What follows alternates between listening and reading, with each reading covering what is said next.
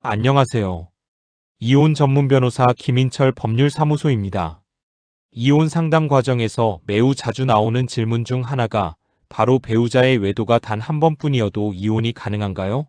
라는 부분입니다. 외도 사실을 알게 된 배우자 입장에서는 한 번의 부정행위라도 큰 충격과 배신감을 느끼게 되기 때문에 실제 상담에서도 많이 다루어지는 문제입니다. 결론부터 말씀드리면 외도의 횟수가 반드시 여러 번이어야만 재판상 이혼이 인정되는 것은 아닙니다. 경우에 따라서는 단 한 번의 외도만으로도 혼인관계 파탄 사유로 인정될 가능성이 충분히 있습니다. 우리 민법은 배우자의 부정행위를 재판상 이혼 사유 중 하나로 규정하고 있습니다. 여기서 중요한 것은 단순한 횟수 자체보다 혼인관계에 미친 영향과 부부 사이의 신뢰가 얼마나 심각하게 무너졌는지 여부입니다. 혼인 생활은 부부 사이의 신뢰와 정조 의무를 전제로 유지되는 관계이기 때문에 한 번의 외도라도 상대방에게는 매우 큰 정신적 충격이 될 수 있습니다. 실무에서는 외도가 단순한 호감 표현 수준인지 실제 부정행위로 이어졌는지가 중요하게 검토됩니다.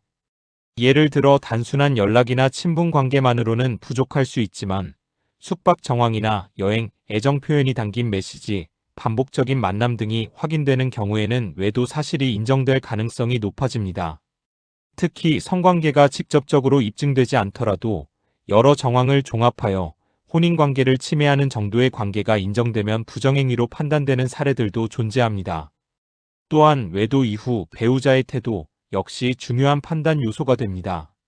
외도 사실이 드러난 이후에도 거짓말을 반복하거나 관계를 계속 유지한 경우, 상대방에게 책임을 전가하는 태도를 보인 경우에는 혼인관계 회복 가능성이 낮다고 판단될 수 있습니다. 반대로 진심 어린 사과와 관계 정리를 통해 혼인관계 회복 노력이 있었는지 여부도 함께 검토되는 경우가 많습니다. 실제 상담에서는 한 번 실수한 것뿐인데 이혼까지 가능한가요? 라는 질문도 자주 나오게 됩니다. 그러나 법원은 단순히 실수 여부만 보는 것이 아니라 그 행위로 인해 상대방 배우자가 받은 정신적 고통과 혼인관계의 신뢰훼손 정도를 중요하게 판단하게 됩니다. 특히 장기간 안정적으로 유지되던 혼인관계가 외도 이후 급격히 파탄된 경우에는 그 영향이 더 크게 평가될 가능성도 있습니다. 다만 모든 경우에 단 한 번의 외도로 곧바로 이혼이 인정되는 것은 아닙니다. 외도 이후에도 부부가 상당 기간 정상적인 혼인 생활을 계속 유지했거나 용서와 화해가 있었다고 볼만한 사정이 존재하는 경우에는 법원이 이를 중요하게 판단하기도 합니다. 예를 들어 외도 사실을 알게 된 이후에도 장기간 동거를 유지하며 정상적인 부부 생활을 이어간 경우에는 혼인관계 회복 의사가 있었다고 해석될 가능성도 있습니다. 외도 문제에서는 증거 확보 역시 매우 중요합니다. 카카오톡 메시지, 문자 내역, 통화 기록, 숙박업소 이용 내역, 사진, SNS 대화 내용 등이 대표적인 자료로 활용됩니다. 다만 상대방 휴대전화를 무단으로 해킹하거나 위치 추적기를 설치하는 행위처럼 불법적인 방식의 증거 수집은 오히려 형사 문제로 이어질 수 있기 때문에 주의가 필요합니다. 또한 외도 문제는 단순히 이혼 여부만의 문제가 아니라 위자료 청구와도 연결될 수 있습니다.